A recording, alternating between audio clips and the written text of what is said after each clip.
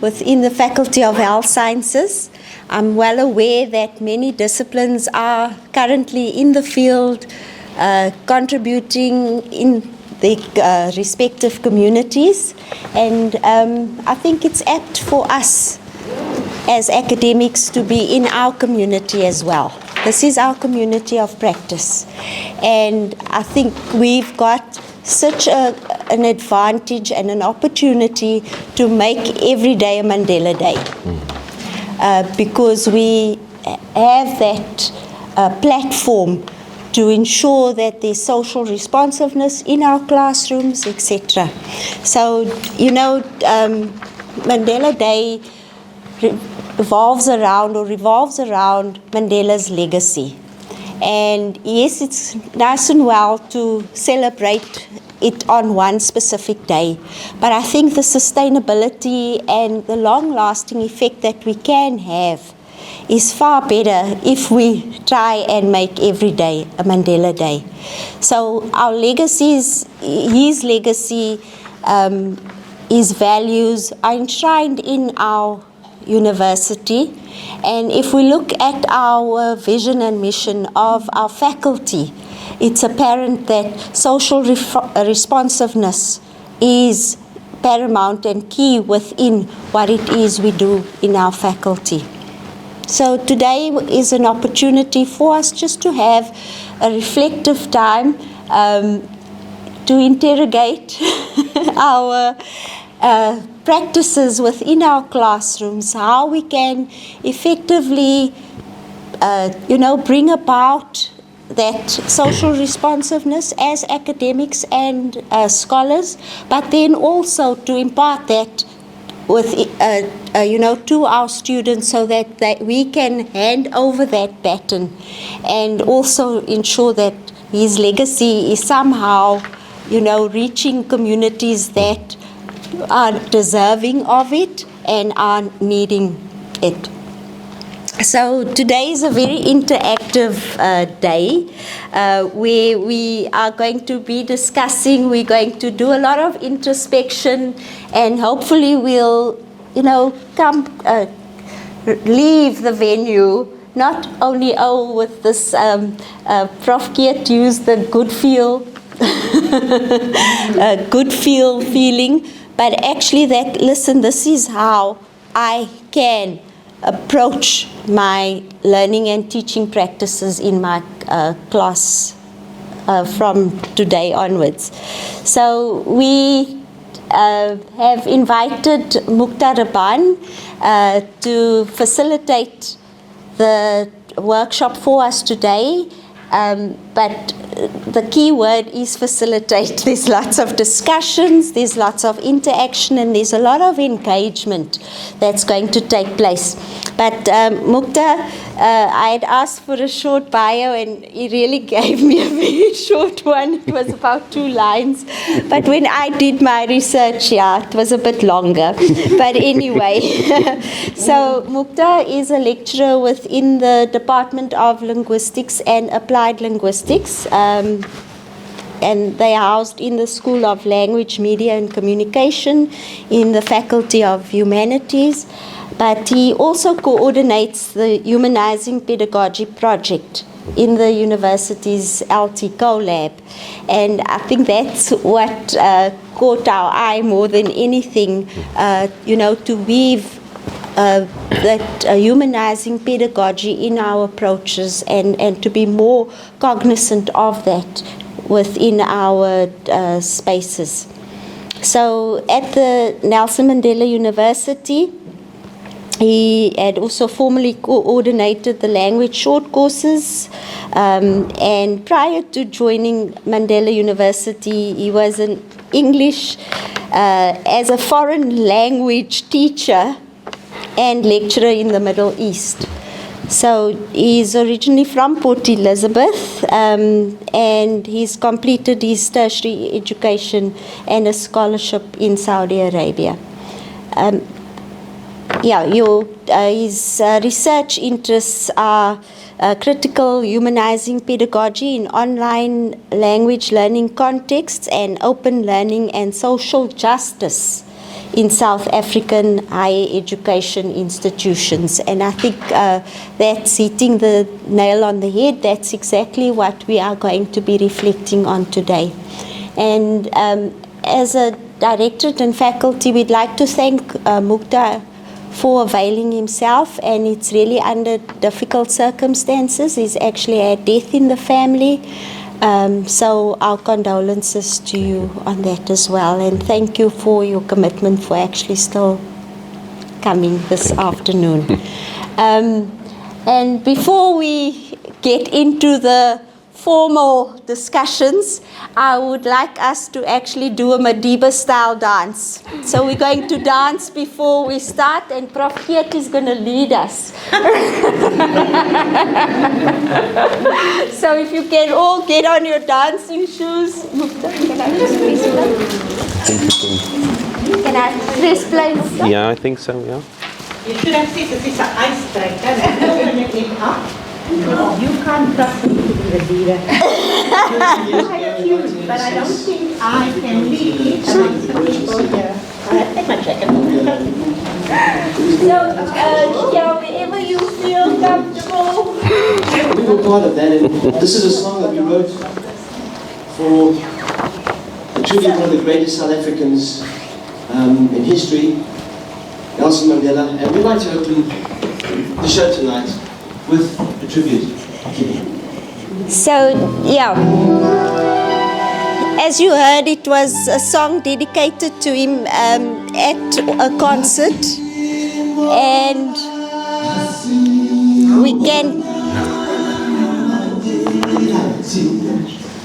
we all know the Madiba.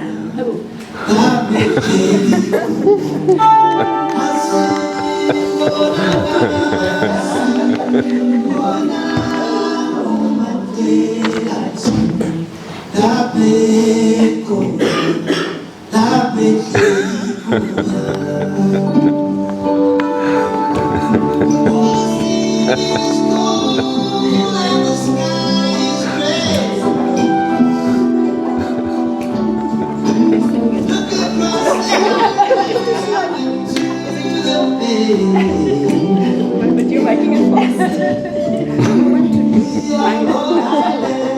No problem.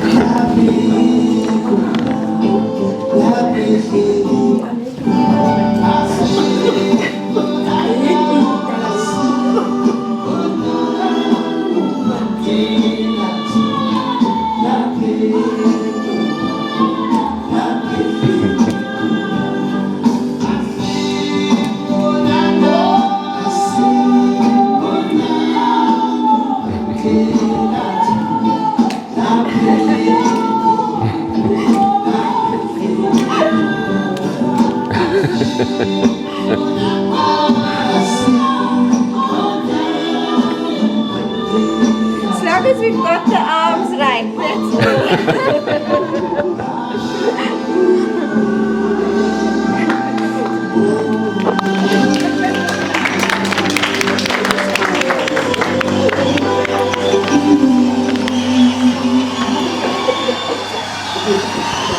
Thank you. God bless you. Thank you. Thank you, everybody, for that. That was just, I think I've been speaking to colleagues before we started. It's reassessment time. It's the beginning of second semester, and I think there's just a lot happening. And I think we wanted to create a space where, yes, we can breathe. We are going to be interacting, we're going to be sharing, and that's what we want, for today, just to be different. And for us to reflect on that legacy of our namesake. So over to you, Mukta. Thanks. Thank you. Why is this? Before, sorry, I forgot. We've given Mukta the choice that due to circumstances, if he would like to leave after his presentation, he may. And due to that, we would like to thank you prior to. I haven't even seen anything. We don't know what you're going to say, but we know. We trust that it's good, and this is just a small token of our gratitude Thank you for so much. you for availing yourself. Thank you so much. Thank you, Mukta. We promise we won't take the place at all. Good afternoon, colleagues. Mulweni, assalamu alaikum. It's an honor and privilege to share this space with you today. And I have, I think, interacted with many of you in some session or the other. Dr. Aisha in the week, so there's going to be some repetition for you today. But yes, thank you to Prof. Kiert and Carmen for the invitation. I appreciate it. We've engaged on these issues a number of times, and it's always wonderful to discover the richness that comes from these conversations, because every single time you take it on, there's a new layer, a new lens, a new perspective, a new insight that comes forth.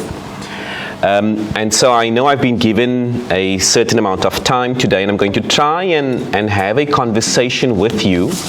I know the program stipulated a keynote, but this has not been prepared in the format of a keynote. I've selected certain concepts to provoke you. I know that as academics we love to be provoked, we love to critique, we love to reflect, and so today's session I've entitled Nelson Mandela, Social Justice and the Humanizing Pedagogy, trying to draw a parallel between these concepts. It is Mandela Day, and when I received the invitation from the faculty to present to you, I accepted it, open arms, because it gives me an opportunity to look at the application of social justice, of a humanizing pedagogy within a context. And it helps any academic, particularly at Nelson Mandela University, understand and interrogate this concept within context. So our reflection today is going to be around the notion of context, and what a wonderful day to select to sort of catalyze these reflections. So the objective of today's session is we're going to frame our reflection using contextual interaction theory, and I believe a handout has been made available to you. I'd like you just to take that out. We're going to navigate that shortly. We're going to reflect on Nelson Mandela's humanistic quest for social justice via South African education, and what are the implications of this for health sciences and medical education. I must say I was really impressed to find that there is a lot of literature concerning the application of social justice in health sciences. Prior to the invitation, I never really explored the application within health sciences per se. But when I found how many researchers are actually exploring the notion of venturing into social justice within health sciences, within medical education globally, it was really inspiring. And so I appreciate Carmen's introduction, that you are very honored in your faculty to really engage with this on a daily basis because of the nature of your discipline. So that's just one point in your favor already. And then secondly, what is quite proud to find in the literature is whenever social justice in health sciences or medical education is explored globally, in my estimation, about 90% of the literature refers back to the South African model, which is very inspiring, that when academics explore this globally, they they reflect on how is the South African health sciences sector exploring social justice. And so I hope some of the publishers are from this faculty. If not, of course, it's what we aspire to publish in the future. So today's session is going to be a very reflective session. We've put together a reflection guide. And so Prof. Kiet in our planning said, she'd love for the colleagues to really engage deeply around these concepts. So we've prepared the reflection guide. I don't have a copy here, but there's a reflection guide over there. And so I know that whenever we attend sessions like this, we are always taking notes. And sometimes we believe that our minds are amazing and we'll recall everything that, when we attend a session. So what I've done is for this reflection guide, I've divided it into core areas that I feel requires deliberate and directed reflection. Okay? So that when you leave the session, hopefully there is something physical, tactile, that you can look at and say, well, when this session was presented, I reflected on this notion in that manner.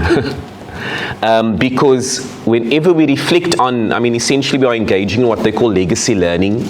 You take the legacy of an individual and you extract what principles find resonance in the situation I face today, or the context I face.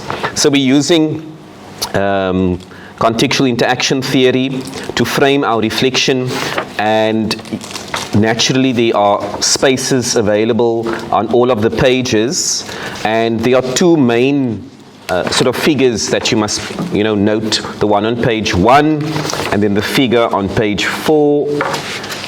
And then you have also on page 5 what we call the pedagogy sandpit. Okay?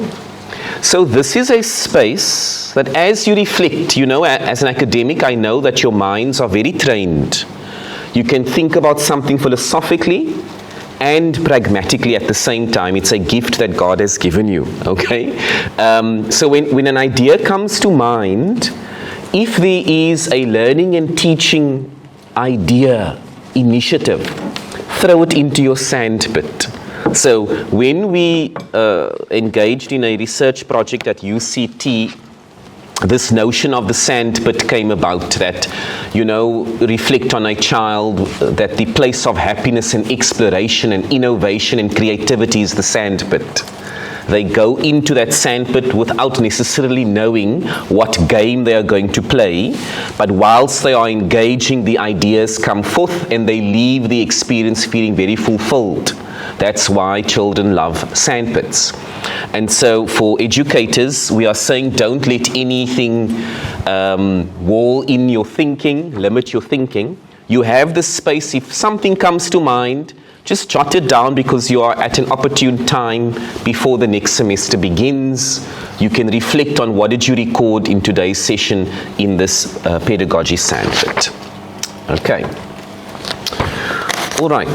So let's quickly go into contextual interaction theory to frame our reflection today. So we are not going to reflect that long, but let's understand that if we take on social theory, particularly the perspectives of Nancy Fraser, who's a well-known academic scholar in the line of social justice, she refers to humans as social actors. We take on a role, and there are factors, elements that contribute to the role we take on. And if one has to reword this, you could say you wear a hat in a certain moment. And we talk about in philosophy, what informs that hat? What do you bring to the table? So there's a very interesting model that has been formulated by Bresses and others. And we refer to this as contextual interaction theory, in which Bresses and other scholars have highlighted that we are, involved in process. Right? We are involved in process. To contextualize that in learning and teaching, we are like a cog in the system. We are an academic, we are a researcher, we are doing. You join a module, you join a department, you join a faculty, there's a role. Fulfill the following. Teach this curriculum, meet these outcomes, get to those graduate attributes. It's a process. But within Bress's contextual interaction theory, we call, or they call, for a greater deliberation on the context that interacts with the actor. And this notion of acting is quite important, because when we step into the space of social justice and humanizing pedagogy, the same discourse prevails. That you have a role, like an actor takes on a role in a movie or whatever it might be, there's a particular role that has to be fulfilled. There are certain demands on that role, certain expectations from that role. In accordance with contextual interaction theory, Bress's and others have argued that one has to recognize the layers of context which informs the role. And in accordance just with the process, as Bress's have indicated, they include two actors because it's a socio-cultural interaction. When you act, there is always another party. It's either your audience or the other party that you interact with directly. And from that interaction, something should manifest, should come about. But context informs this without a doubt. What I want to draw from this model is how Bress's and others have highlighted the wider context of the role that we fulfill, that we play, the political, the economic, and the cultural context that informs us every single time. Now, let us reframe this model. So using what Bress's have done, I've adapted the model slightly and renamed the layers of this frame to firstly indicate that the political, the economic, and the cultural are reconceptualized as acting across all our contexts. And I've done this so that we have a greater social justice understanding. And then you've noted also in this illustration that our layers of context are porous. They are connected. You cannot separate international from national. And you cannot separate national. It's not, running on its own completely, separate from, for example, the sector of higher education in South Africa. And Nelson Mandela University is our context broadly. And then for the purpose of this presentation, I've added the health sciences context. Because as a faculty, you also have a very specific learning and teaching context. So this is reframing this layer of context, because whenever we think about what is your positionality, I don't know if in any of your research, if you've had to argue your positionality in your research. It might not be that common in many health sciences publications. But when we talk about the positionality of the researcher, what informs the layers, the paradigms? What has brought the researcher to that point to view knowledge in that manner, to approach knowledge in that manner? So that is, researcher positionality. If we had to talk about the positionality of the educator, the teacher, the facilitator, what informs? So, quite interestingly, when I defended my PhD proposal at UCT, I'm researching within social justice and humanizing pedagogy within the digital domain. When I defended my proposal 2 years ago, I was talking about it, and UCT has a very different process. If any of you studied with them previously, they bring in a whole panel of experts that evaluate your defense of your proposal. Very nerve-wracking, but nonetheless. And what was interesting from that moment was, as I was talking about the humanizing pedagogy, one of the panelists, professor not from South Africa, asked me, before you talk about humanizing and humanism, I need you to state your positionality in relation to this research. I need to know why you view concepts in this manner. And it was a fascinating question, because life experience brings you to a certain moment. And so when I unpacked, the panelist had this aha moment in like, there we go. You experienced injustice in your learning and teaching, which means you become an advocate for social justice, and that's what we need to see in research of this nature. The positionality must be clear and understood. So, coming to how we are going to reflect today, we are looking at these layers, and I'm adding another layer, a very important layer, the layer of self. So as you are in this room, and I've given a nice section on the first page for self, how often do we as academics reflect on our positions in relation to what is presented to us? What in our backgrounds or our self-concept allows us to connect to whichever ideas, are being presented, being discussed, being critiqued, and so forth. Even the issue of a humanizing pedagogy, it generally unsettles or is unsettling for an academic that is seasoned and has taught for maybe 2, 3, 4 decades. We find in literature that academics that have become accustomed to a particular way, and we might say a colonized way of teaching, it becomes very unsettling to even think I need to change the way I teach.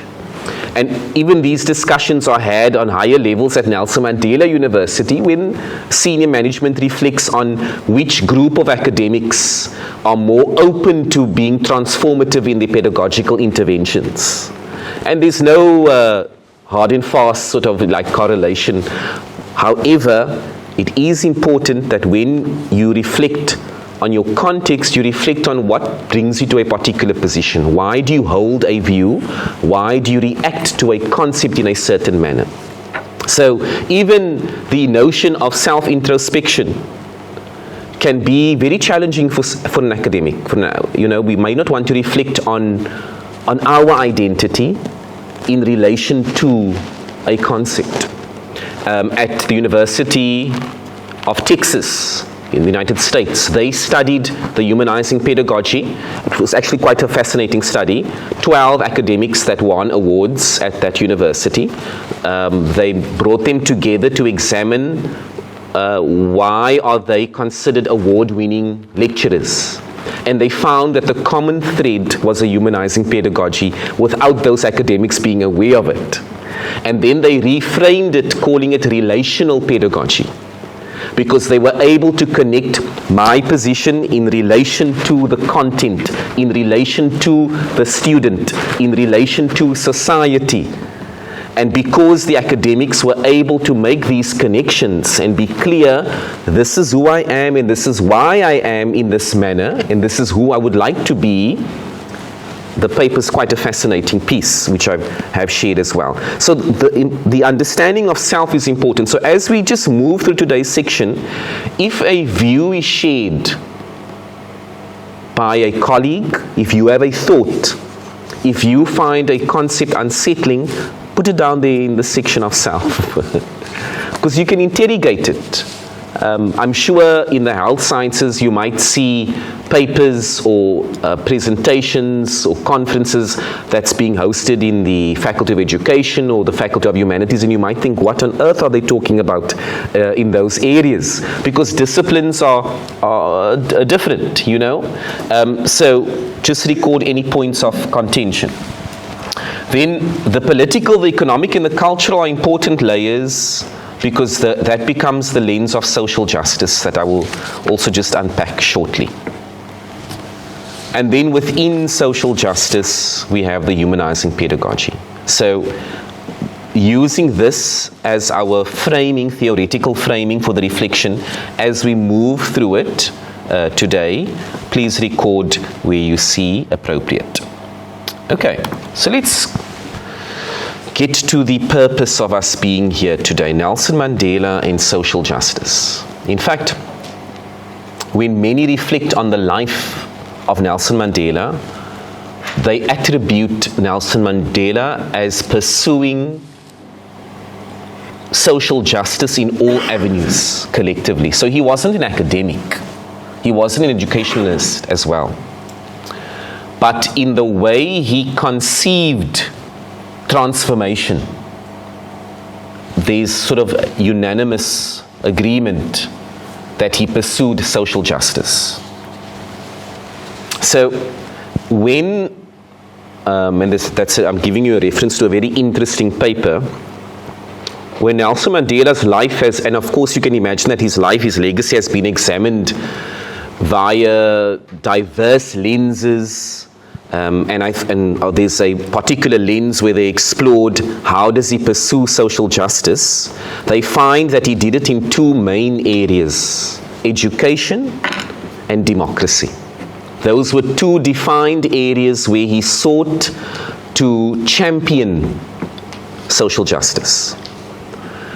And you'll find in the language that I'm using, I'm not saying accomplished, because the general position we have is, when it comes to sort of social justice, from a critical, theoretical perspective, it always becomes it is a journey. And you'll appreciate this position when we connect it to how a humanizing pedagogy is viewed. But Nelson Mandela tried to foster social justice via education. It was of the first systems that he sought to reform, because it was one of the main systems in the apartheid era that was unjust, that perpetuated injustice. And we know, as those involved in the processes of knowledge construction and co-construction, you control people by controlling what they know. So knowledge is power, knowledge is empowering, and that's why within critical theory, this notion of who has the power to knowledge always comes to the fore. And so Nelson Mandela believed in access, and equitable access to knowledge, and a reform of the education system. And he felt that this was a way to combat the divides, to combat the injustices that had prevailed in South Africa. And then what is really fascinating is when Nelson Mandela's life is examined from a theoretical perspective, we find that he also championed what we call humanism. The notion of reflecting on what it means to be human, to engage with humanity, all the notions of freedom, choice, power, agency. And so in his political decisions, when they examine his life and the decisions he took and the policy reform and the restructuring of South Africa during his tenure as a president, we find that undoubtedly he advocated for decolonization, for freedom. He advocated for liberation. There cannot be systems that oppress people. There cannot be systems that are unjust, that are not providing access. And so we find that he championed the ideology of humanism. And humanism is a very important connection because it's what connects Nelson Mandela as the figure, as our namesake, to the learning and teaching philosophy of this university. And so you might know that our philosophy is underpinned by, I'm sure you've heard it over and over, a humanizing pedagogy. But where does that stem from? And many might not be aware, but it stems from fundamentally the ideas of Freire housed in humanism. Humanism was the first area that Freire engaged in. It was from humanism that critical theory came about. And so I go into the next section on critical humanizing pedagogy. And now I have also preceded humanizing with the word critical. There's a reason for it. I'm sure if I had to ask you to jot down your understanding of humanizing pedagogy now, it might be very different to the reality of its definition and application in literature. And the reason for that is many people read the word. I was in a faculty board meeting, and academics were debating the application of a humanizing pedagogy. And as I listened to the academics, I realized, and this is evident also from the CHE report, if any of you read the CHE audit report, they highlight that majority of the staff of the university talk about a humanizing pedagogy, but the reality is they do not have a common understanding of the concept. And in CHE's recommendation to this university is a common understanding needs to be established because everyone uses the term and very few actually relate it to its reality, which is a fascinating finding and also a sad one for a university that has had it in its policy for 13 years already. But nonetheless, so we have the word critical because humanizing pedagogy comes from critical theory. And critical theory is not the same as critical thinking. So critical thinking is a concept which they start from young, grade 7 and so forth. They start talking about critical thinking. Humanizing pedagogy is from critical theory, and I will unpack that shortly. It comes from Paulo Freire. And so Freire's a Brazilian educationalist who was really, and I know many of you have been in a session with me previously, we have discussed this, so forgive me if it's repetition.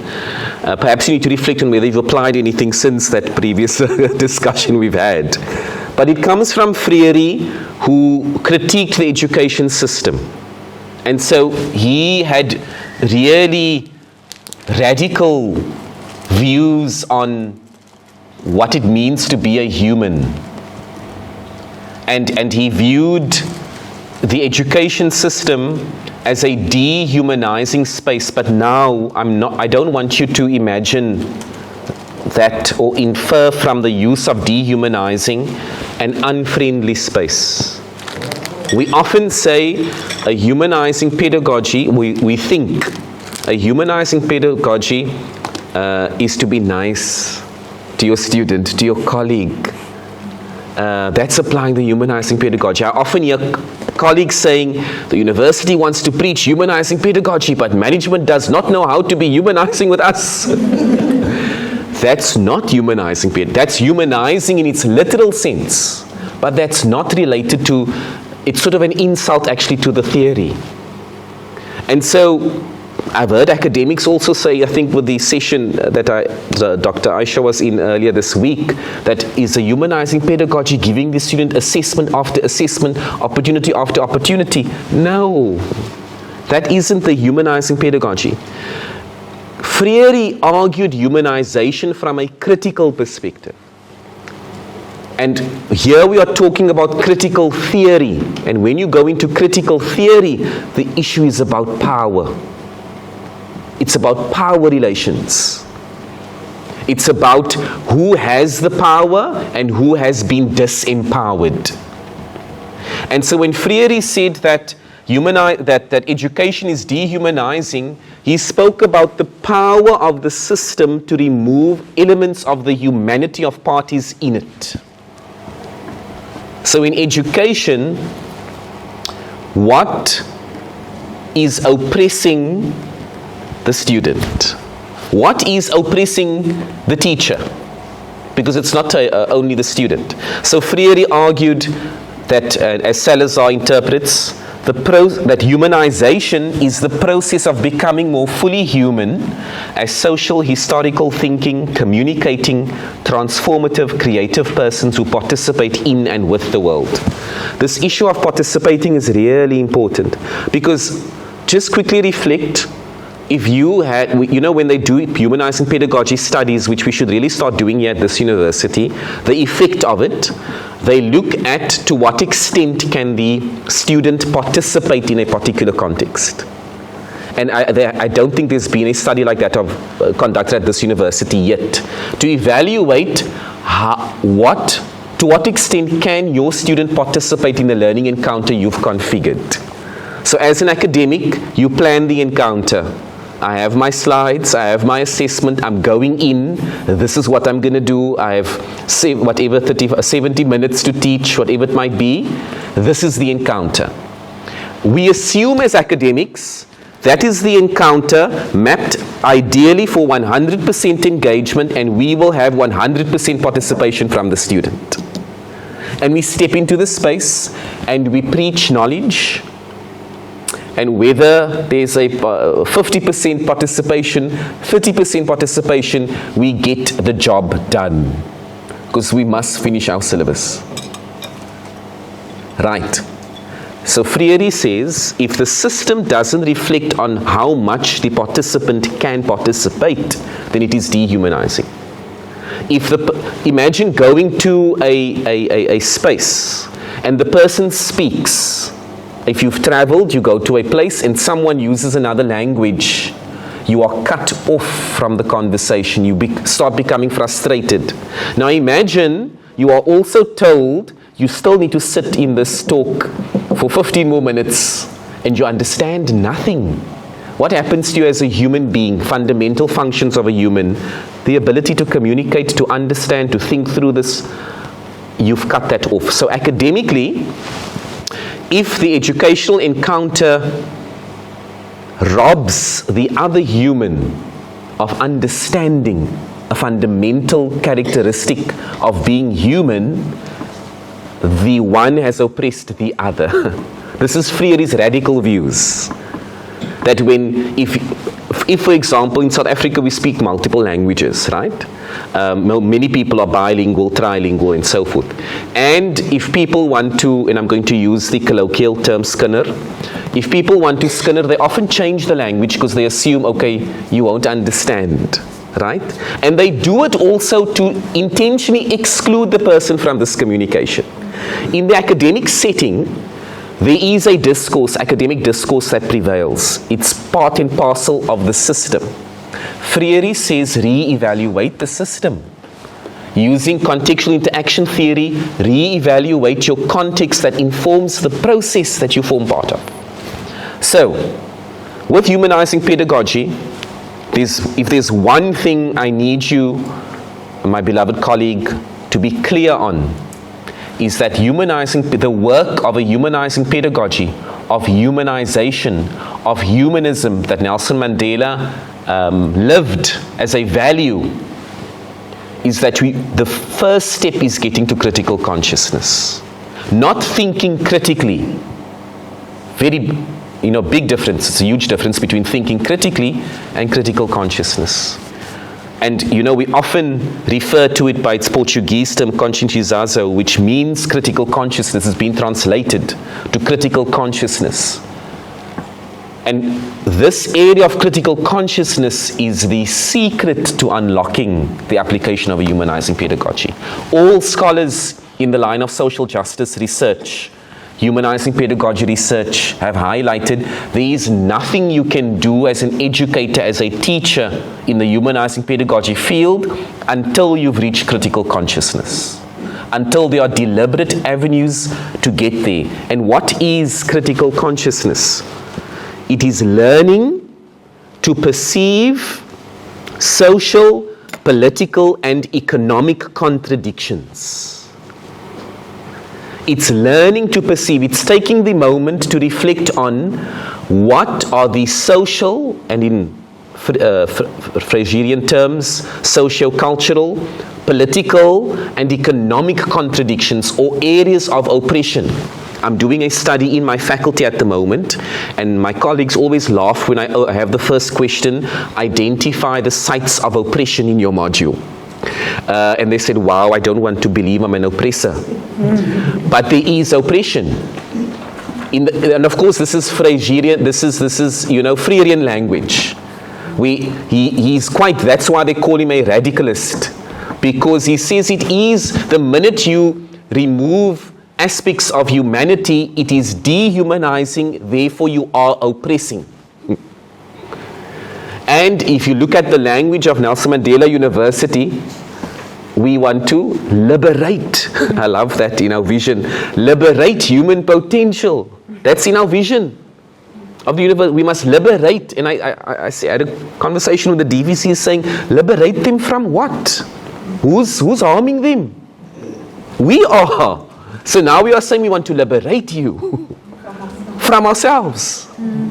So this is in our vision, and again, Nelson Mandela University strategically wrote their documents. It was educationalists who wrote it, saying this is the notion of education. It can be a very isolating, exclusionary space for many, unless the academics step up and learn to perceive the economic, cultural, and political contradictions of reality. If the lecturer gets to the space of, okay, what is actually oppressive in this encounter? Then we start approaching the space of critical consciousness. Any queries thus far on critical consciousness? Any thoughts? If anything pops up, just, even if you disagree, just like shake your head and just push your hand up. I'll take the comment, as we deliberate. It's important that you critique these concepts, that you understand, even if you don't understand, to deliberate, to critique them. So, humanizing pedagogy, yes, sorry. So, if you think of critical consciousness, yes, is it then also better to say, I don't say you use the word correct, I don't know the absolute correct, to say that you arrive, you get there, but it's not a moment and a final point. That's also a journey. So the critical consciousness, you constantly need to be involved in. Yes. So in using, and I'm sure we've heard the term praxis being used by many at this university. Lecturers must have a reflexive practice. They must engage in praxis. Who is the main author or thinker behind praxis? Freire. It's the same guy. You have to blame him for this. Freire argues that to get to praxis, you first need to get to critical consciousness. Because critical consciousness is the awareness. Okay, it's when you realize I'm teaching, but my student has not had a meal and you're now aware of it. But prior to that awareness, you just continued in the normal manner. But now you realize, oh, my students have not received their funding for their textbooks, yet I continue as normal. Critical consciousness is you have an awareness of the fact that there's an injustice here. That in your classroom, one has a textbook because one has followed a path in life where they've been maybe economically secured, or we talk about distribution of resources for that individual. That student comes, sits in your class, has a textbook. Right next to that student is a person who has walked a different path in life, has not received the funding, yet the lecturer who holds the power in accordance with critical theory says, I'm continuing nonetheless. It's not my problem that NSFAS hasn't paid out yet to you to get you. I'm not saying you do that, I'm just hypothetically, saying. So, critical consciousness is the awareness there's economic injustice here. The praxis is acting on that awareness. It's reflecting on it. That's why we say in critical consciousness, you develop this temperament, this approach, to be aware of the economic, the cultural, the political contradictions, because those things oppress. Those situations oppress, they exclude, they misrecognize, and as such, that student disconnects. If you never factored in various elements and so forth. The praxis is, I have the knowledge, okay, let me reflect on this now. What can I do? And then in praxis, you have to go back to theory.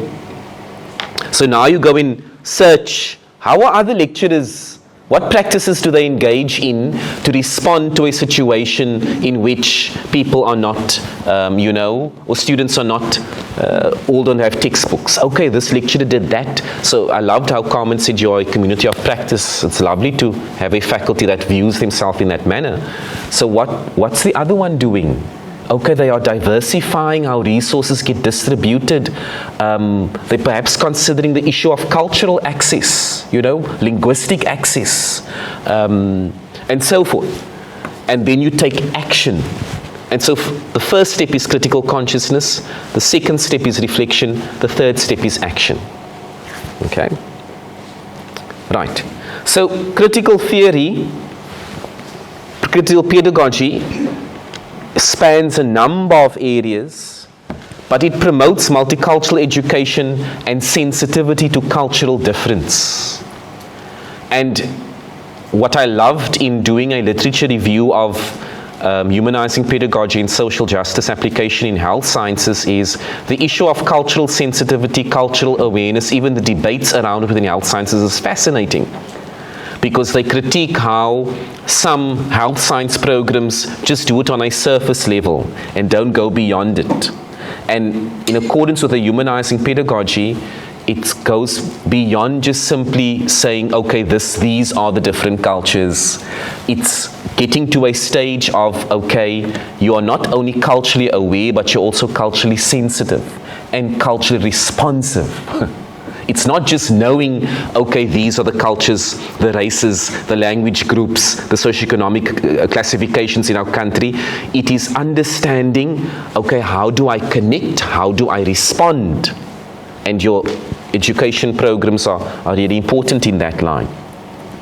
So critical pedagogy frames the application of a humanizing pedagogy, where you draw on what students know, their lived experiences. You help them and others become aware of what is oppressive. We have to become aware of what is oppressive, and the issue of power is an interesting phenomenon in critical theory, because we are raised in the ideas of power. That's how we are raised from young. It's firmly embedded. A child learns from young, the parent has power, I am powerless. Now, I'm not saying that you must change that dynamic, but I'm talking about the phenomenon of learning about power. That the child must listen and the parent must, speaks. And that phenomenon goes into the basic education system. And so the notion of there's always an authority and there's always the one who is governed. And in that, now we reflect on South Africa's bitter past of this idea of how power oppressed, when power is supposed to be liberating.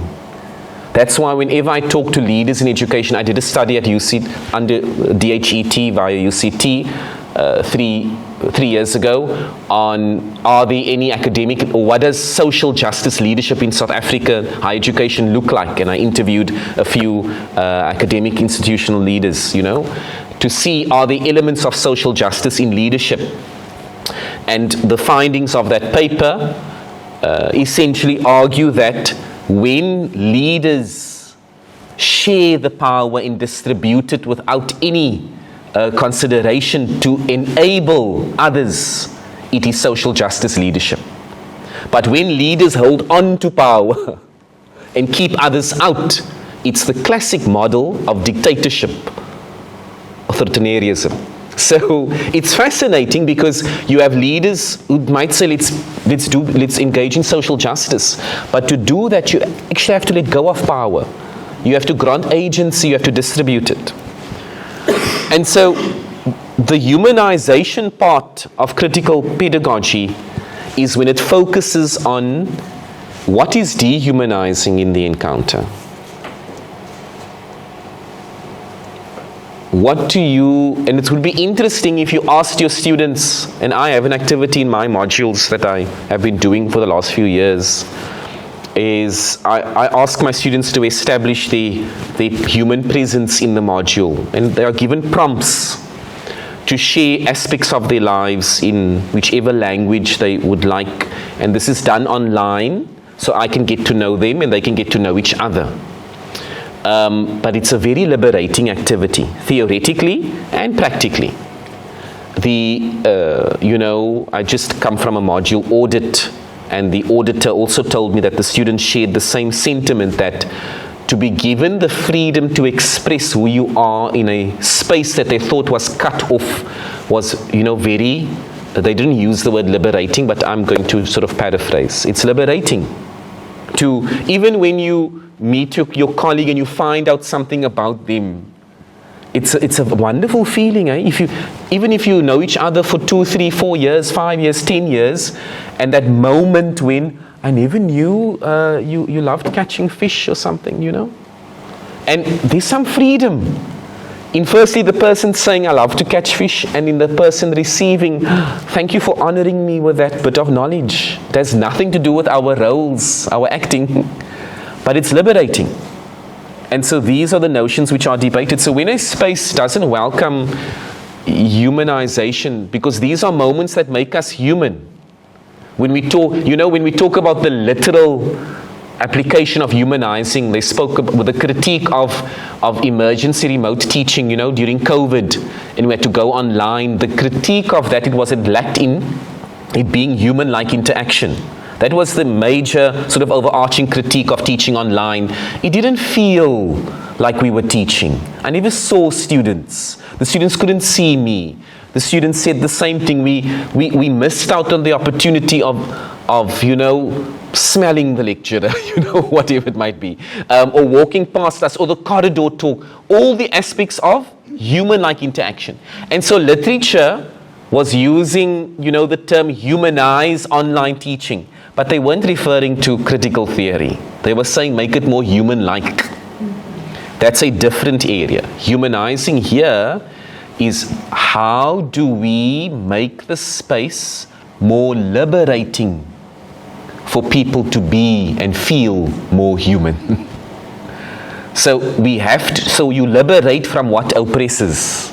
And how do you determine what oppresses?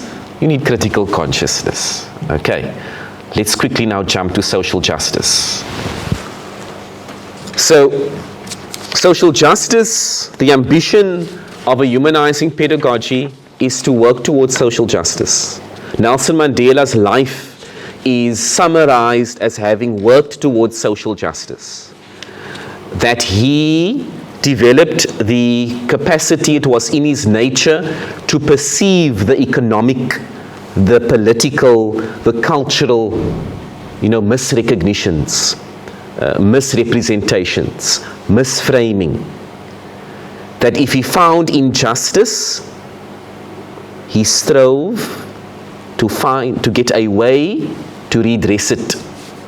Setting up commissions, setting up policy reform committees, an overhaul of certain systems, because as soon as injustice was identified, let's find a way past this, because South Africa was the leader in the world at that stage for injustice. It showed the world, how do you oppress people? So social justice, as viewed by Fraser, has this trivalent lens of the cultural, the economic, and the political. And Fraser says that you need parity of participation. Remember at the beginning, in using that theory, we said that we are actors, we participate. And social justice can only occur when we participate equally. So Fraser's conception of social justice via the trivalent lens of the cultural, economic, and political is a very, very useful tool. Very useful.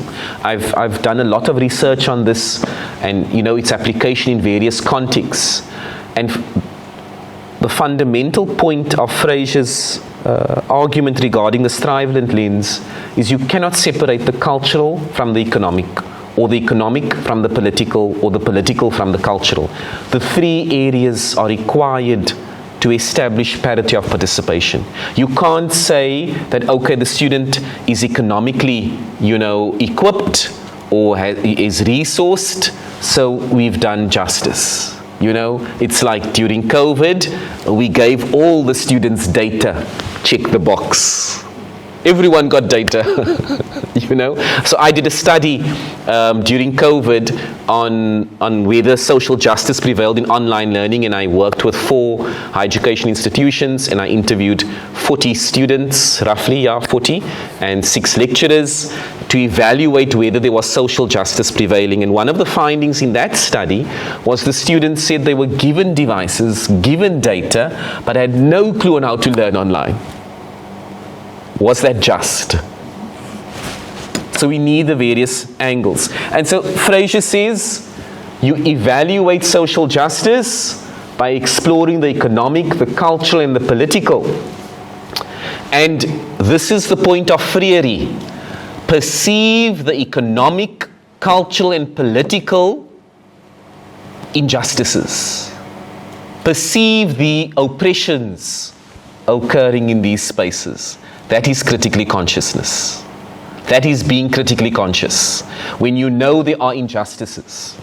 Because once you can perceive how is a person's participation affected culturally, economically, and politically, once you can evaluate that, you can determine, well, do you have a fair chance at success in this equation?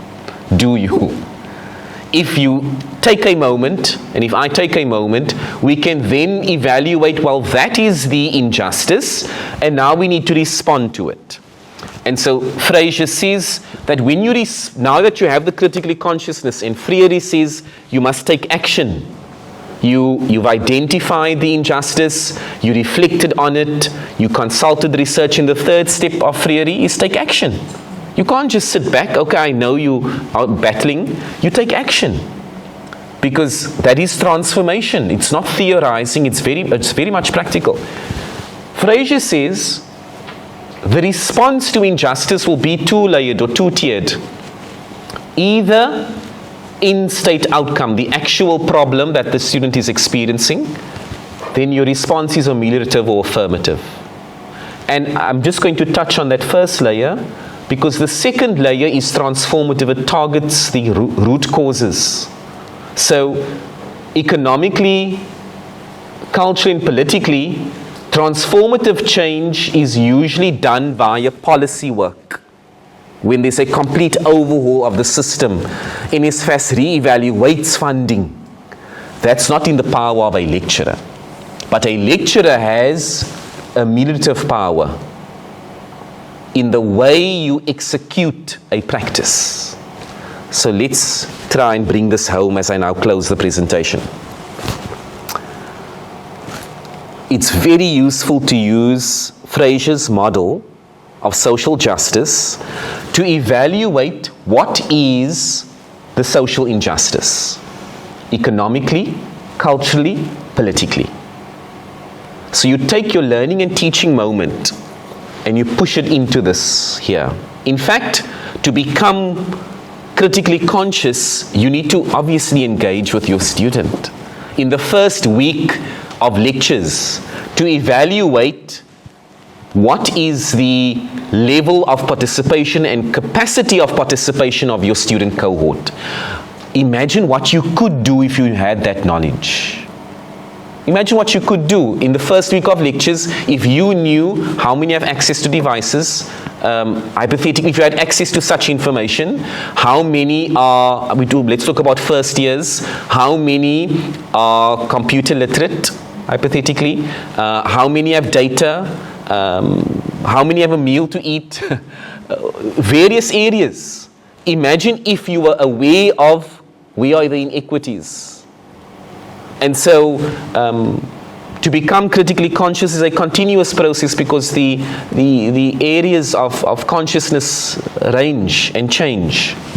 So if you take a moment of learning and teaching, so I'll maybe use from the study that I did 2 years ago, during COVID, when students were given, when they had to learn online, right? So let's take online learning and quickly frame it so that you can see how you can maybe use this as a model. Online learning, economically, where could we have social injustice? In terms of online learning and reviewing it from the student's perspective, give me examples quickly. Injustice economically. Do they have laptops? Do they have electricity? Do they have data? And even the environment where they are, if they have lectures, are there other people around while they are? Yes. So now that's a very good example, because you have now stepped into the cultural. This is Fraser's argument. You can't separate the one from the other. Because as we reflect on economic, immediately you say, well, it's not only that, it's also this. And this is Fraser's argument. When you perceive injustice, you have to look at all three domains. And this was like an art of Nelson Mandela. To look at the whole country and say across these domains. And he was an educationalist. That's why he's sort of cherished and celebrated. So economically, are there laptops? Do they have devices? Do they have data? Do they have electricity?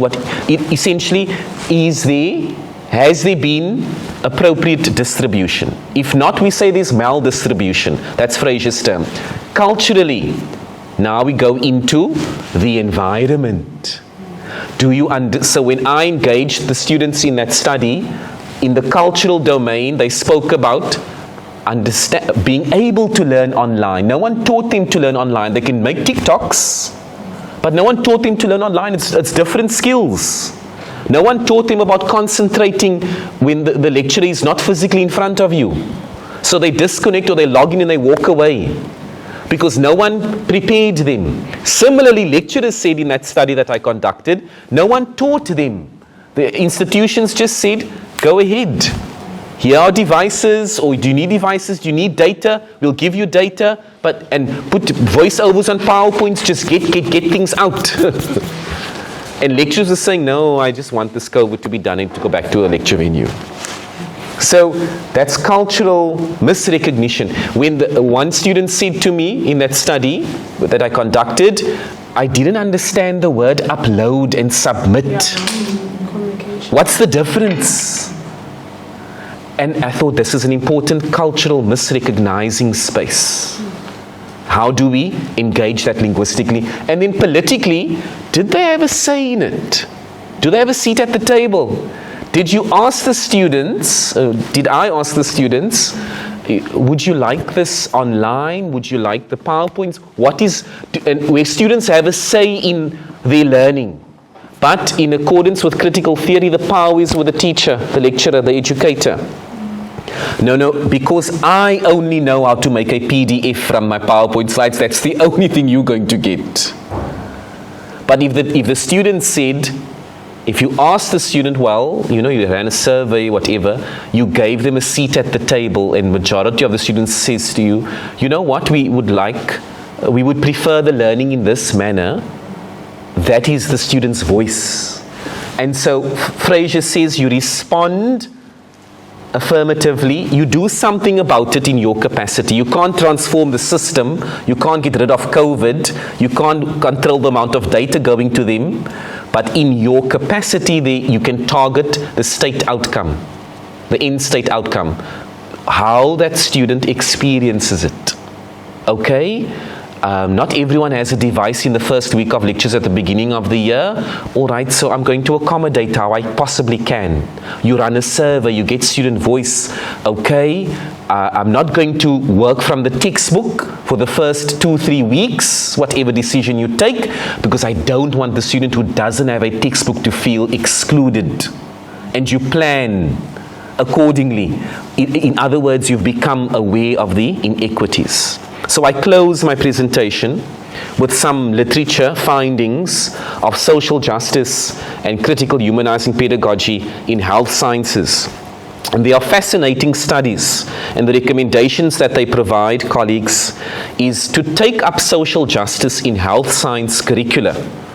The first thing that is needed is social justice training for educator and student. That everyone actually needs to grapple with what is social justice. In the overhaul of the bachelor's degree at the University College London, the medical degree, they recirculated using a social justice framework, and it was fascinating to see what they did, because then they came up with these ideas of, okay, what has been excluded, whose voice has been excluded, and the whole debate of, epistemic access and critical consciousness, and they published a paper on it, and the core outcome was that critical consciousness, becoming aware of the inequities, the areas of oppression, is what led to curriculum reform, to set up the revised bachelor's degree, in medicine. So you need social justice training. Your students need to be aware. This is another important aspect of a humanizing pedagogy. If the student was not educated or they were not alerted and made aware of what is oppression. Remember, a first-year student at Nelson Mandela University comes through the basic education system, and in Freere's words, it would have been a system of oppression. That, the banking model, the teacher talks and they bank into the empty vessel the entire time, and no feedback is obtained from the student, the learner. And now they come to university and your dynamic lecturers are saying, talk to me, give me feedback, critique me, but they don't have that background of critiquing. They were told to shut up and sit down for 12 years. Now they come to university, and in Freerian terms, they have to be alerted to what has oppressed them all along. They have to be alerted that you have a right to question this knowledge. This is how you will grow. So that's an important aspect as well. And then looking at critical humanizing pedagogy in health sciences, some strategies is that you integrate marginalized knowledges, that you transform the curriculum experience. I love this that came out of 2 papers, that staff must be critically conscious and they must role model this in their teaching. That for healthcare practitioners, they have to learn it from the actions of their lecturer. This is fascinating because in all likelihood, the discipline calls on them emulating what they've learned. And so if the lecturer, and I'm very critical when I go to the pharmacy and I see a Nelson Mandela student, looking at, sorry, I don't mean to go after the pharmacy lecturers or anyone in that line, but to see how do you interact with me. And there was a moment that I must acknowledge the pharmacy department. Good or bad? Good moment. There was a young man, and I went to this man, and I had to talk to him about a medical problem of a lady in my family. So you can imagine the whole male issue, I'm a male, he's a male, and I'm talking about a lady's problem to him. And as I'm talking, he can see that I'm very hesitant, I'm watching my language, and and he says, sir, just be calm, just talk it like you'd like to, just tell me what is wrong, and be descriptive. And I thought, wow, you are coming from an excellent program, because he's grounding me, because it's about a lady's matter, and so kudos to the pharmacy department. But this is the point. To produce a graduate that can recognize, here's a challenge, here's a man who doesn't know how to use women words, whatever it might be, because it's a sensitive matter. And I was trying to inquire, will this work there, and he spoke very calmly to me, confidently. I never felt ashamed. I left that moment feeling, as a patient, really well. I thought I'm going back to that pharmacy to meet that individual again, because I felt at home. And I thought, you beautifully wear Nelson Mandela University's badge on your chest, because this is the type of graduate we need to produce. So to transform the curriculum experience and to allow our students to learn from staff. I close now, I'm getting the... Now, Francie, before you go... Yes. So that experience that you just had... Yes. That you've had, be able to word that nicely in a little phrase. Yes. That goes to the pharmacy department, that gives them a sense of the impact yes. of what they do for the experience of the people. Very important, yeah. Yeah. Great. I will do that. Okay. I don't want to only highlight one department, because they'll say... No. Apology. You might not want to share that. Yes, colleagues. So as I close, we opened with your reflection of context. That the context within which you find yourself, your values, how you relate to it, how you, in your education, I always challenge any lecturer, any teacher, any facilitator, think about your educational experiences. When were you silenced? When were you liberated? And I recall a distinct moment in my education many, many years ago, where a lecturer, I came late to the venue. In fact, I was on time. The lecturer was late. I waited 20 minutes, and then I left the venue to go to the toilet. And I came back into the venue, and the lecturer was seated, and he told me, get out. Because he had a strict attendance policy. You must be there when he enters. He takes attendance, and no one's allowed in after him. And then I said to him, sorry sir, but my bag is literally, I just went to the toilet. I don't care, shut up and leave my venue. And I left the venue, and I swore that, not in that manner, not vulgarity. I said, I sort of took an oath, I will never be a teacher like that. Because I was a very diligent student, and I was on time, but this lecturer chose to humiliate me in front of that entire venue. And I said, I will never do this to another human being. So I'm sure when we reflect, there are different moments of having your humanity enabled and disabled.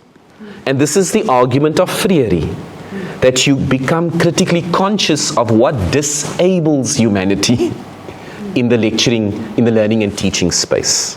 You reflect on your values in relation to your discipline, this university, to the sector, to the country, nationally, internationally, and then you'll be able to have really effective, liberating learning and teaching experiences. Thank you so much. That is what I have for you today. Thank you. Sorry. Okay. There was very little talk. Questions, discussions. Oh, sorry. I'm slipping on the floor. So I think the idea would have been for us to work with this as you talk, but I think people were very fascinated. They listened to you. So there's a lot of thinking that will happen beyond this. Colleagues, just to say this is so that it can be clear on the recording, even if it doesn't sound that clear to you in the room. So tell me if you can't hear me properly, if my voice is too soft. So it would be lovely for colleagues to take the discussion that we had now, okay, and just sit with this document and reflect on that deeply. In the next session that we're going to have, which is our group session, that activity where we're going to discuss, we want the discussion and the thinking that happened now during this conversation, during this talk that you had with us, to influence that conversation that we have there, okay? But we'll deal with that. We're going to have a bit of a break, and then we're going to go to that. So I'm not taking over from you. I'm just once again considering that you might not stay for the whole session because you've got other commitments. So I want to take that opportunity. I know we've given you a present, Thank you. but I do think that we can now officially declare that you can keep your present because we think it was good enough for you. No, not just good enough. Thank you very much for a very thoughtful conversation and a thinking space, for us as people who, when it comes to social justice, it's a word we all love, and we have it built into, some of us have got it built into our professional definitions of what the profession is about, etc., and so on. And it's just built into different places. And sometimes in the rush of life, we forget that we haven't arrived, and it's not, you're not supposed to arrive. You're supposed to be on the journey. Yes. That's what you need to have. A very wise man in my life has always had the saying to say that the day when he stops learning must be the day when he closes his eyes, because it just cannot be any other ways. And what you've done for us today is just to help us again, opening up the layers of our own learning, so that we can be better in the process of the educational journey that we take with our students, where we are part of the people in that car, not the drivers, but of the people in that journey in the car. We will say that we're at that place where we have these automatic cars that drive themselves, and we're just part of the big group. So thank you very much for that, Mukta, in terms of what you've done. Before we do say goodbye to Mukta, do we have any questions, any particular contributions that we have from the floor? Thank you. I'll go around with a mic. And try to speak in the mic, colleagues, because then we pick it up clearly on the recording. Thank you very much for the presentation. I'm just wondering where we're looking at taking action. You emphasize that part. And for me, I sometimes feel helpless in my effort in taking action. Because of the structural limitations, because we know what are the obstacles or the barriers for students, and the policies and systems sometimes become barriers for me as an academic, and we know that it does take a long time to transform. For instance, I would take my module outline and I want the students to be co-creating assessments. But then the students are not coming to the party because they are not used to this style. But then we're working against time because the university is telling me that assessments must be at this date and there's nothing else. So whilst I'm negotiating with the students, I'm not able to get my module outline to the external or the internal moderator because we're still busy with that processes. So I'm wondering, where does one then build the support structures in terms of even, I don't want to always say challenge the system, but what do you do with the systems that are not enabling, that are not also supportive of what you're trying to do as an academic? So that's a very fascinating and important question that you've posed, because often we express that the system doesn't allow me to do this, right? And even if I just quickly go to Fraser's, so even if I just quickly go to Fraser's framework on how do you respond to an injustice. So when you talk about a policy, or whenever we reflect on a policy limits us, and we are all subjected to policies in different ways. The system has deadlines and all those things, and those things we can't change. It goes into this area, and you've used the word, it's difficult to transform it. That's the transformative response to an injustice, which we cannot necessarily control. We can work towards it. Like the students' fees must fall. There's an uprising, a call for transformation. The higher parties need to hear it. We often are equipped within our space to respond in a certain way. So it requires an analysis of, well, if there is a deadline, like Professor Mater in the United States, when he applied humanizing pedagogy in the assessment space. So I understand that point that you've raised. I mean, I've had it in a module as well, where I told the students, you are going to design your assessment. This is education honors students. And they told me, what do you mean? You're supposed to give us the assessment. And I said, no, you are education degree holders. You are teachers already. You know how to design assessment. You are now on postgraduate level. And so I am not going to control this anymore. You need to learn the freedom and the agency to design your own assessment. And to share my experience, there was a small petition in the class that Mr. Rabban must just give us the assessment. Now, this was the whole point of, if you were raised in a system of oppression, you cannot see another option. And I asked for a meeting with the petition leader, a teacher of like 15 years already, well schooled in the system. And I met with her and she said, no, we're so busy, we come home from school, we are tired, we don't need this of design and assessment, just give us the assessment. And I said, I have this module is underpinned by humanizing pedagogy and I need you to find the freedom to set it. Now, to cut a long story short, they designed their own assessment, they did, they completed it, she got a really good mark. And then she came to come and see me saying, I never understood this initially. But when I was sitting with my group and working out how we are going to be assessed, that was amazing for me. And this was the turning point. So you do have to work at it. It doesn't mean that, and of course, naturally, I can even say, so I taught it for the Faculty of Education. And at the beginning of the semester, the program leader asked me, where's your printed module outcome? So I said, no, there's no printed module outcome. This is a flexible developing curriculum. This is the Faculty of Education. So there's no way I can print a module outcome because then I've taken a decision on their learning before it took place. I've dismissed their humanity, their knowledges, everything. So this is a flexible curriculum. We will meet our learning outcomes, but these students are going to co-construct this journey. And then they're like, okay, you do what you need to do in the module. And at the end of the module, it was a journey. The students had co-constructed that experience.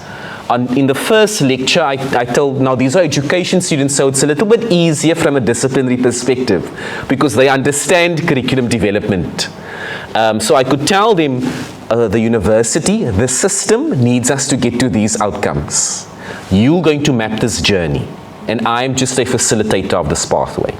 And so what they then did was, each week, I asked students to give me presentations on certain concepts.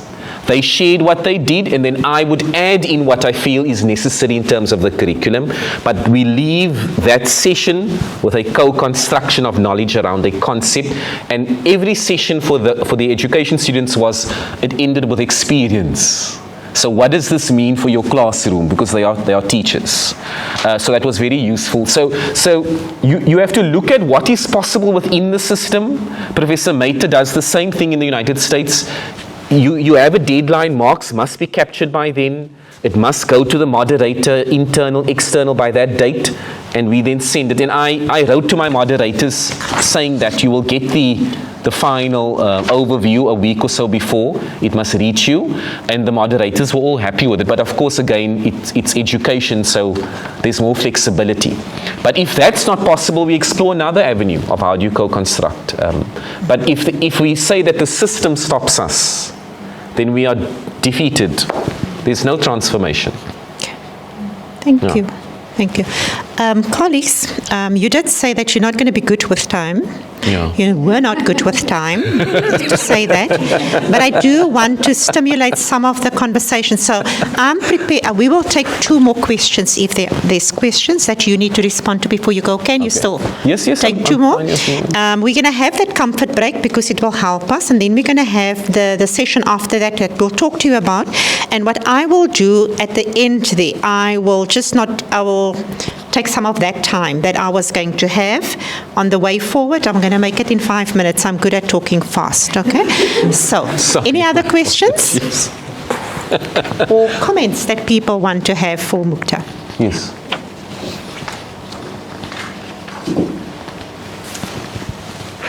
Thank you, Prof. And thank you, Mr. Mukta, right?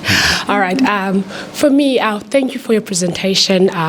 So for me, I would like to comment on the first aspect that you touched on, the economic constraints that our students are facing. So I understand you say that these are the things that we need to be conscious about and find ways how to respond to these challenges. However, I would like to say, I can see that, okay, you've mentioned that we have 3 aspects that can contribute to social injustice. However, for me, I think what I found to be challenging is the economic constraint, because it doesn't start at the university level. It starts at the lower level. So if our students are not prepared, like in the primary or high school, to be ready to be in a university level, then as a lecturer, I find it difficult for me now to ensure that my students can be able to express them and be proud of their cultural background, and also to have the political voice, because the background didn't prepare them. So if we had the economic freedom to take our kids to, or else for them to have the education that prepares them and equips them to be ready for the higher level, then I don't think we'll be facing the challenges that we are facing in terms of like cultural misrecognition and also political mispresentation. So I would like to say maybe the stemming or the underlining factor when it comes to these matters that contribute to social injustice is the economical constraints that we are facing in our country. And as now lectures that also kind of disempower us to be able to be responsive to the challenges that our students are facing. So yeah, I just wanted to say that. Thank you. Thank you. Do we have anybody else who want to? It's actually just a thought as she was speaking, I was thinking to myself. You need to speak in here. Yeah, as she was speaking, I was thinking maybe that's the problem, is that the system that we have is not the system for the people who come here. The system that we have is for people who do have economic freedom or political freedom. So the problem is that we are trying to have people come into the space be acting in a certain way. Instead of saying, but the system that we have is actually not responding to the people that they actually are. And I think that's maybe part of the problem, is that we are expecting our students to act in a certain way within a certain context and not the other way around. That's why I think students don't feel they belong, and in fact why lecturers even don't feel they belong. So I think for me that is an aha moment, is that we are trying to contort human beings to fit into a space that has been designed not by the people, not with the people in mind. So I think that's perhaps the bigger problem for me. So you're going to respond to that, no? I think, because it's basically the same conversation in that way. Thank you. Yes, I think I'll just close with the response that when we engage in the reflections of injustices, it becomes a very lengthy debate, and it can even be a very demotivating reflection. Because if you reflect on every injustice that a student faces, and you can't even generalize, that this is the whole point of social justice. You can't say all students are from an economically, struggling background. You can have students that are economically equipped, but culturally, might not be able to participate. They're not recognized. And these injustices surface in different ways, and that is why when they reflect on, is there a single solution that responds to all of this, the answer is no. Social justice exploration is not about finding that single solution that meets everyone. It's about the consciousness of the inequities and taking action within your capacity. So we can't necessarily feed every student who's hungry at the beginning of our lecture. We don't have the resources to do so.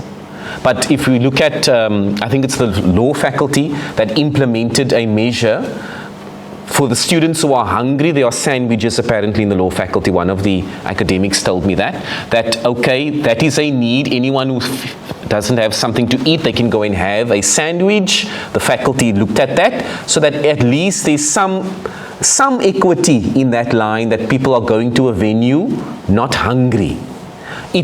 It doesn't fix all problems, but it is movement towards redress, responding to injustices. So, for example, I mean, even the idea, that when you are going through difficulty and having a person recognize your difficulties, to a certain extent liberating.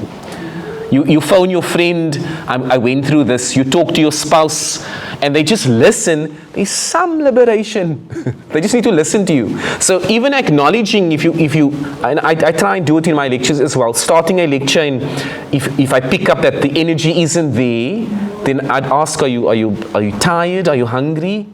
Okay, you know what? Take another 10, 15 more minutes. Then we start this lecture. Get what you need to eat.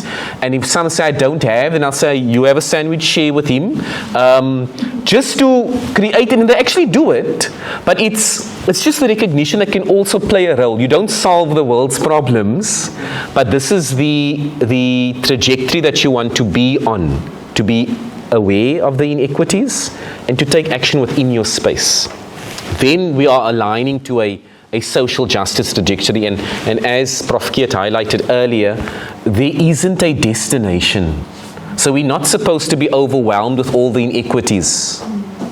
It's about, okay, I can't respond to that injustice, but maybe in the content. That's what some lecturers do for humanizing pedagogy, include students in the content. Let them participate in wikis, and they contribute, and they sign up, and they include, and they share, they bring artifacts, they talk about their life, they connect it, various ways it can be integrated. Assessment, your approach as a lecturer. One lecturer told me at this university, I can't hang out with my students, it's just who I am. I'm not going to be friendly. So I said, okay, well, if that is your personal approach, what else can you do? Can you encourage group work? Can they share? Can they bring in artifacts? Yes, I can do that, but I'm not going to have a beer with my students, or whatever he said, But the point being, you look at ways of redressing injustice. But that first step, colleagues, is getting to being critically conscious. That's the first step. Thank you so much, and I thank you for the opportunity. And thank you for the extra time. Thanks you very much, Mukta. We appreciate that. Colleagues, what we're going to do, Carmen, am I taking over your thingy now? So we're going to have a bit of a body break, okay? We call it a tea break. So I know people need to run to the bathroom. We still have a lot of food there at the back. You can see, so please take something for you, take some coffee again, take a water, and then we're going to start that second session, and then we're quickly going to explain at the beginning thereof, okay? So just give me a time. What is the time now? 3 o'clock. So 10 past 3, colleagues, okay? We're going to be back here in our groups. Thank you very much.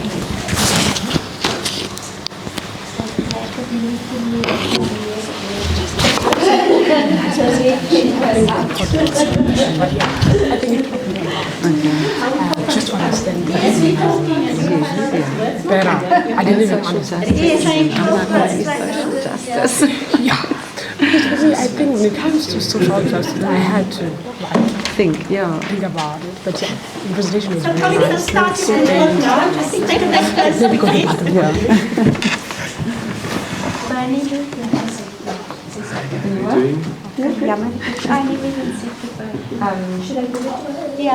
I love your lectures.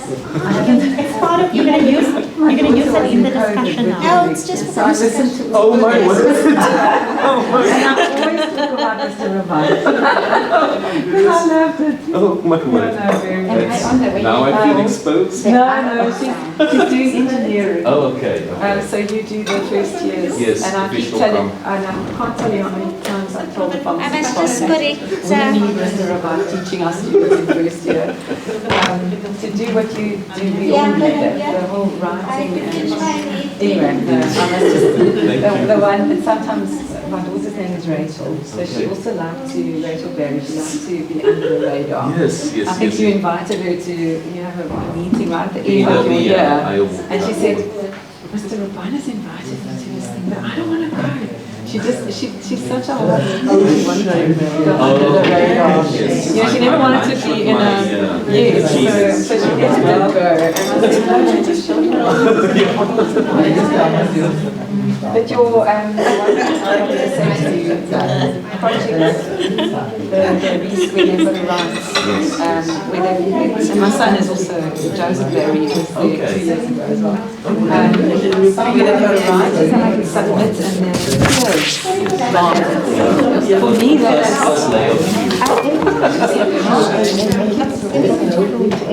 great to have something that was good. And it was such a, it was so informative. That total different afflictions. Joseph had said still came to you after. I think the guy had given such a bad mark, and yeah, but they some people don't do actually it get on purpose. this. Yeah, they don't get. I don't factor in the mark. I said I don't think you're getting that. No, you don't. Yeah. It seems like they are.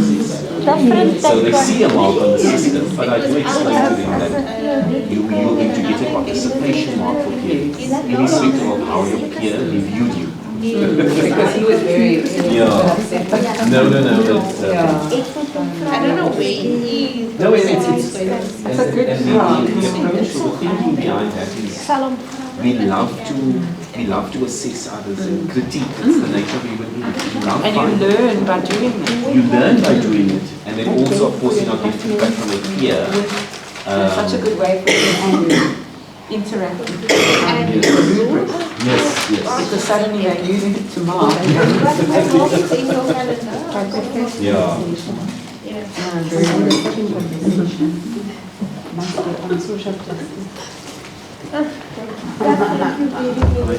Sorry that I went over time. Colleagues know. We always go over time. Very well.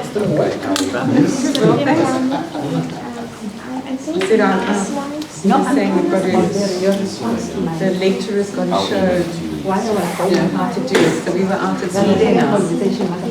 We were doing, we had our blood pressure monitors out, we had everything, the staff. But we had these students that were sitting one and a half years. And the first patient came, and they said, okay, we can check this like 3 days now. And I looked at her and I said, you do it and I'll just follow. So I was learning from her. That's great. I don't know, maybe I That's was very not good. You know, I really last time to Kelvin Ryan. This is not the one. Especially very well. So we because I see arrived that there. It's not the one that and we they just send as you- patients just There's a journal that had a few articles on social, on critical pedagogy in health sciences, and they run a series of articles in that journal. Very fascinating. That would be nice. That would be nice. Yeah, because then we distribute that with the months. It's quite a useful, to was a journal that had a critical pedagogy. Was it a special? Even if it was your okay, lovely, that would be nice to know. And I think that is the we don't know how to. Why would I want to walk around and talking to I never wear it. Yeah. You know, people who make jokes and they And we have to constantly have those moments where we just help each other. We love the international guest. So I need to prepare for that. And so to take them well, it can't be done every session. We put our sessions online. I don't know. But it's okay. She's such a nice person. And also afterwards we had a lovely conversation and so many good moments. And I distribute that to people and say, now we have from this discussion, thank you. So we are putting together in consultation with the university recently end of the year on how various activities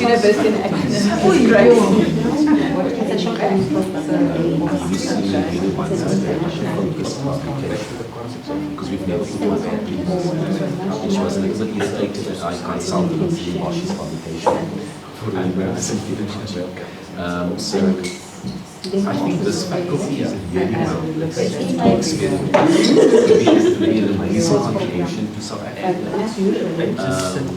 Because historically, many of those who attended the high school college 5 years come from this poor. So now you want to see how do we, what do we do with this? If I should explore, I'd probably say, I'm just, but yeah, I'd say the most attendees over the years. There's been interest. There's an interest. So if there were like a few academics who found they will, they're going to explore it. And the beautiful part about it is just choosing the area that you want to touch on. Is it assessment? Is it learning style? How's the Monday? Oh, it was so good. Were you with us last year? They gave us a classroom and because all of this is tables and humanizing I asked 25. We're going to communicate with you, we'll communicate with 25. Oh my goodness, It would be very good to meet some people that we want to. So they did like advertising. Oh, wow. They are some of you. We went to meet. The only survey now, and I was like on the video that they said. Yes, so I was there, I was sitting next to 50% or something. Kirsten and Daniel and Kylie. So I was just sitting next to Kirsten. So how many stations? So it was Kirsten, what was the other one? Daniel,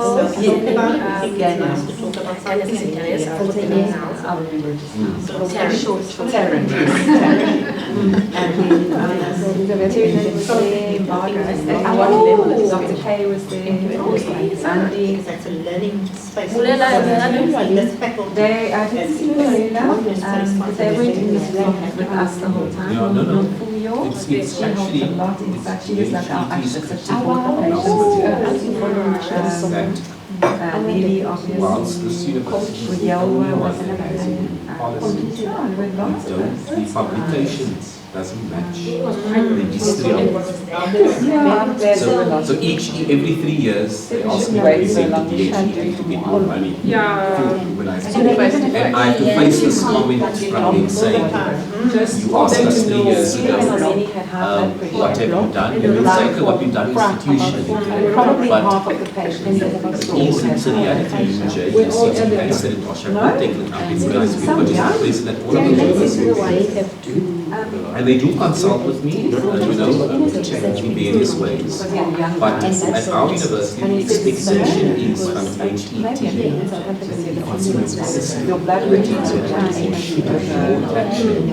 That's why they were that harsh. I'm saying harsh. No,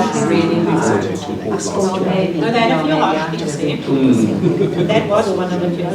And she says, okay, how many but I'm going to communicate with her document. So that now it's important to submit And just the projects from I think it's hungry and they have a students. Yeah, I think I would try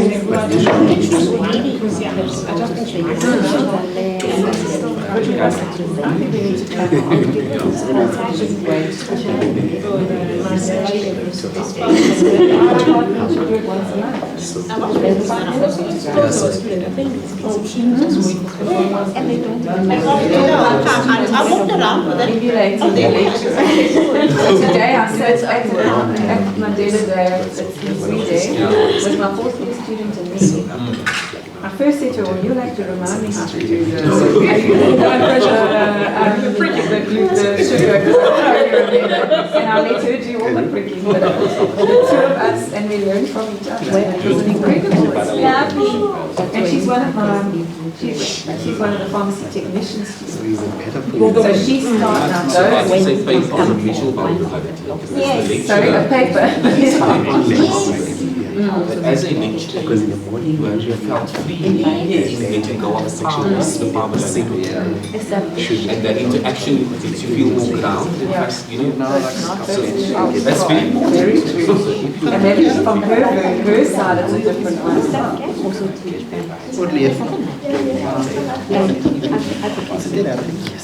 I'm so horrible. Don't say something.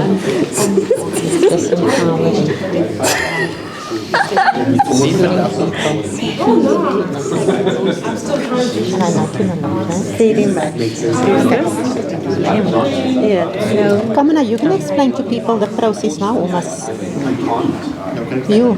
Can you please do it? Oh, you look at me with those eyes. Those puppy eyes. Those popping eyes, and I kind of have to do it. You don't give me a choice.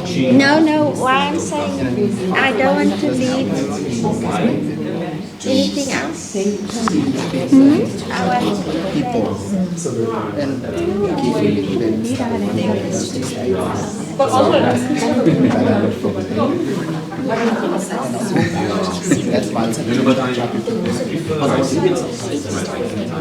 Do I have time to run to the bathroom? Nobody's paying attention to the time. No, I have to pay I attention. have to leave 4 o'clock. I'm getting to homeschool. Colleagues? Yeah, it's time is now. Did we say 10 past, ne? Colleagues, we are now at 11 minutes past. We are time sensitive. Mukta's leaving, and one of our colleagues here said that she's had visitors and had to leave, unfortunately.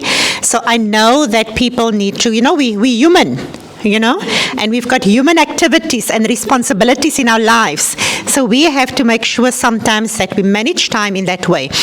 So what I want us to quickly do, so we have if you think about it, 50 minutes, slightly less than 50 minutes, okay? But I want colleagues to stand up, first of all, right? And before we go into an I'm calling it interrogating. When Carmen said reflection and I talked about interrogation, I said, no, let's call ourselves interrogating, then you're forcing yourself to go deeper. As you can see here on the front side and on the back side here, we have some of the famous quotes of Madiba just plugged on here, okay? So I want colleagues to get up, walk around, engage with those. They won't be unfamiliar to you. You've seen them. Some of them you may be more familiar than what you have been with others, okay? I'm going to be quite sorry for that now, so I'm going to play with time so I can get us back. As you're getting there are cookies, and if there are thoughts, okay, so as you are getting a thought about what does this quote mean for me as an educator and my experience within the classroom, whether it's a positive or whether it's a negative thought or a directive or a thought of what is possible, okay? If it's a 1, 2, 3 words thing, if you can add some words in here, you can then write on here, okay, and add those. But you may have some longer versions of things that you want to say. And for that, we've got the newsprint on the wall there. We've got 2 there, and we've got another one there, okay, that colleagues then just engage with. And once we're done with that, we're going to go into our groups. And Carmen, I think if I look at us, maybe we should make ourselves into 3 groups rather than 4 groups, okay, so that we can sit like that. And then we've got some prompts there in front of us that we as a group are going to engage with as a discussion. We're not going to do the normal okay, I just have to look at what we wrote here so that I remember what we wrote here, okay? So not the normal feedback of what the group has talked about, okay? We're going to say that out of this discussion that you have, you now as a group you're going to generate a quote for the group that describe a Mandela scholar or an educator from the Faculty of Health Science, the way you understand it based on the conversation that we've had now, okay? So you're going to generate that.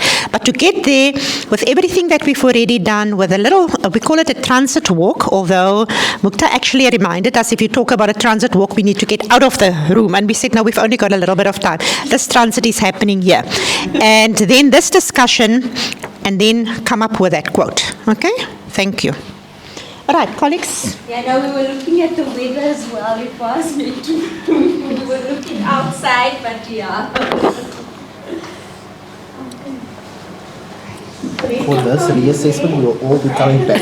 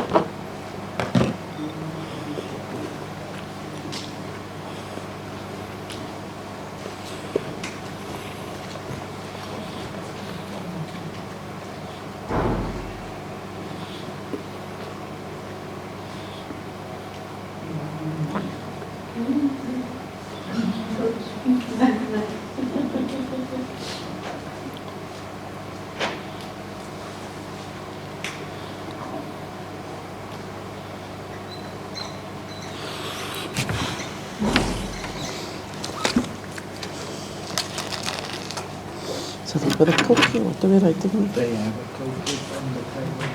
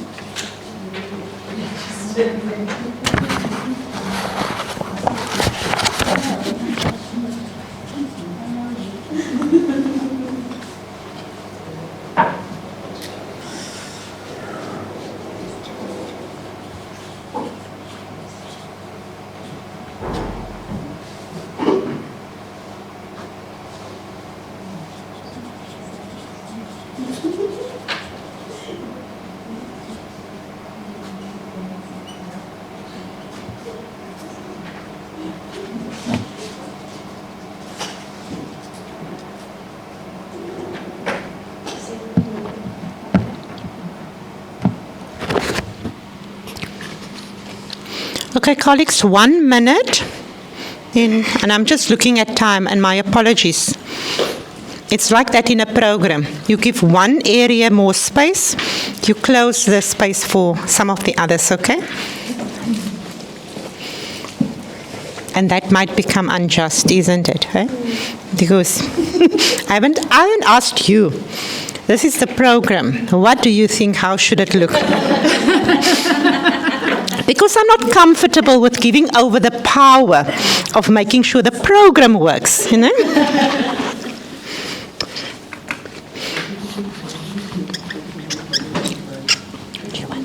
Why don't you tell them this or that? Do you want me to talk about that? Or you? Let's quickly decide the time.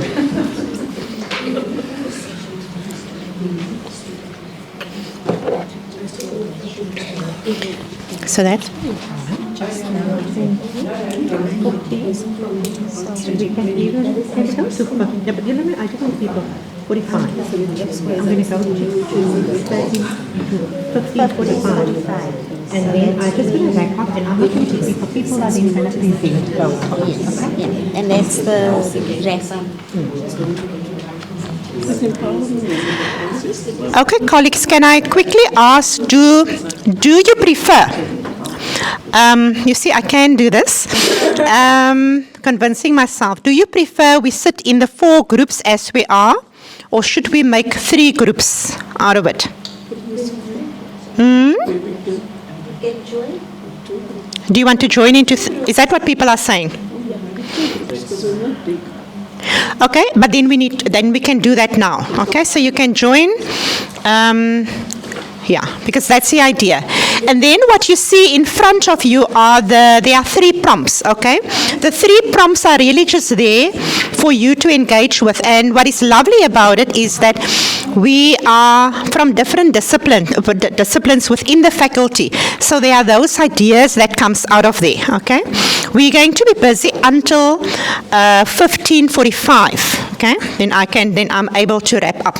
And the end product, as you see on the prompts, is that you then come up with that quote.